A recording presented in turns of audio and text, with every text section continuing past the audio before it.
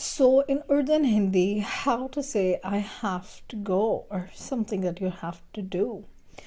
So the first rule is the subject will be marked with go. So for example, the subject is me, or let's say the subject is Michael. You have to mark it, the subject, with go. So it will become mujhe for I and Michael ko for Michael. The second thing you have to do is you have to put an infinitive verb. The verb to go is jana. So now, mujhe jana. Ending with hai. Mujhe jana hai. I have to go. Michael ko jana hai. Michael ko means Michael has to. Jana hai. Has to go.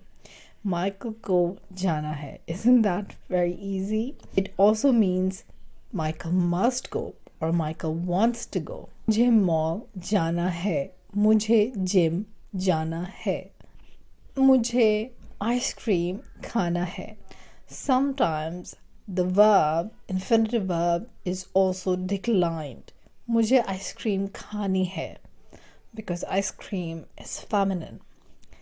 मुझे ice cream खानी है. It's very colloquial, but it's not necessary. To learn more about it and to watch it in a longer video, you can watch this video. Have a nice day. Goodbye.